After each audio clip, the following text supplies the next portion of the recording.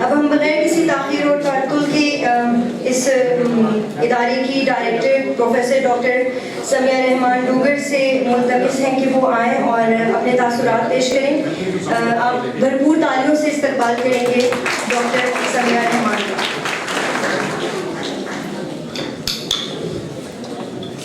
سب سے پہلے تو میں تمام شعراء کا جو ملک بھر سے تشریف لائے ان کا بہت زیادہ شکریہ ادا کرتی ہوں. آپ کی آمد یقیناً باعث بہار ثابت ہوئی ہے اور ابر رحمت بھی برس رہی ہے. بہت شکریہ تہہ دل سے. تب اس کے بعد جناب صدر، معزز مہمانان اور ڈین فیکلٹی، ہماری فیڈرل کالج آف ایجوکیشن کے اساتذہ کرام، اور اس کے ساتھ ساتھ ممتاز شاعر ادیب جناب مبشر سلیم صاحب اور محترمہ ڈاکٹر حالہ امینہ علی صاحبہ کی دل سے کی بہت زیادہ شکر گزار ہوں کہ آپ نے نظامت کے فرائض جس عمدگی اور احسن طریقے سے ادا کیے.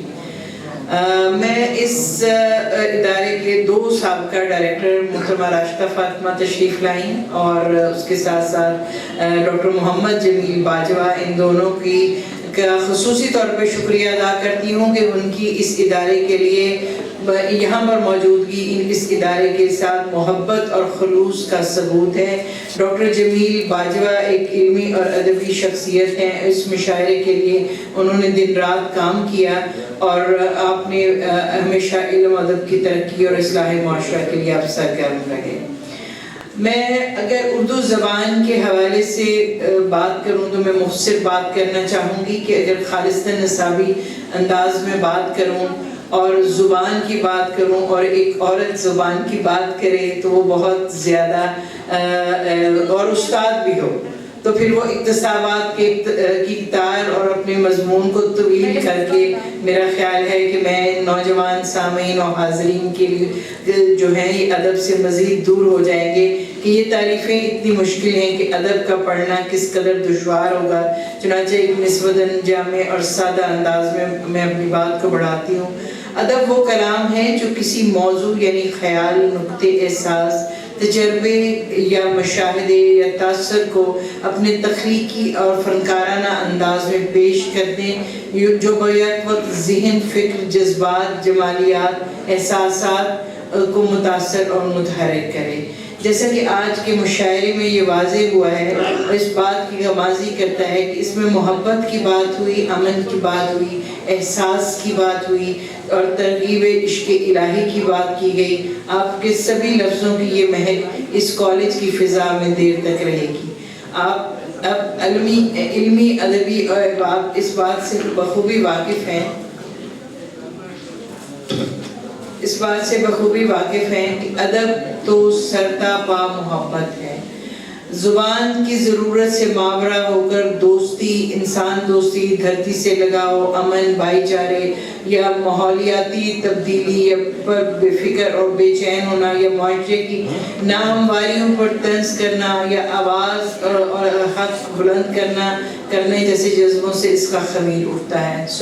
یہ دلوں میں محبت پروان چڑھاتا ہے، دلوں کو گداز و سوز بخشتا ہے اور ادب کا ایک یہ عمل ہی ہے جو اس کے جواز کے لیے کافی ہے.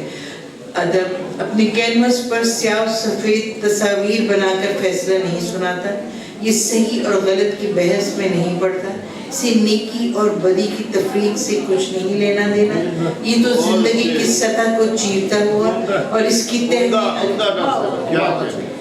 تہ میں اگر یہ خبر لاتا ہے کہ سطح پر بننے والے بھنور اور بلبلے کیوں وجود میں آتے ہیں، لیکن یہ سب بیان کرنے کے لیے نہ وہ کسی سائنسدان کی طرح مقالے کی صورت میں ڈلتا ہے اور نہ ہی نیشنل جیوگرافک کی طرح کوئی کیمنٹری کی شکل اختیار کرتا ہے. میں سمجھتی ہوں کہ تعلیمی اداروں میں اس طرح کے پروگراموں کی اشد ضرورت ہے جو کہ اصلاح معاشرہ کے لیے اس طرح کے اکٹھ بہت اہمیت کے حامل ہیں.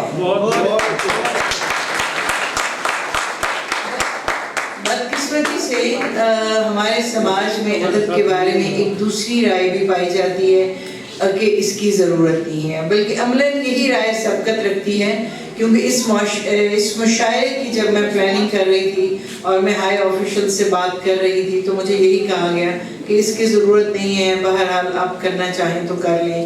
چنانچہ ادب کی ضروریات پر بات کرنا بھی ایک طرح سے ناگزیر ہوتا ہے, اور نوجوانوں کو اس کی طرف مائل کرنا ہمارے بہت سارے مسائل کا حل بھی ہے.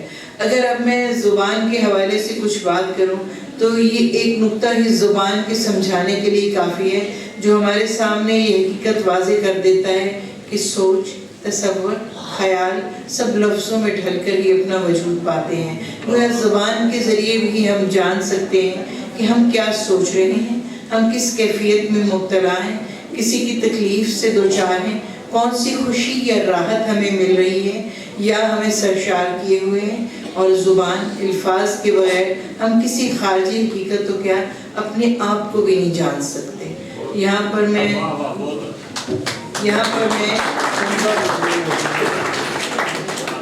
جیسے اگر ہم صوفی شعراء کو پڑھیں تو ان کی سوچ و فکر ہمیں ایک نئی روشن راہ سے روشناس کراتی ہے. اور یہاں پر میں یہ کہنا چاہوں گی کہ ان سب احساسات کو ہمیں اپنی ذاتی زندگی میں اپنانے کی ضرورت ہے. میں اپنی گفتگو کے آخر میں علامہ اقبال کے اس شعر سے کرتی ہوں: جوانوں کو میری آہ سحر دے, پھر ان شاہین بچوں کو بالوں پر دے. خدایا آرزو یہی ہے میری, میرا نور بصیرت عام کر دے.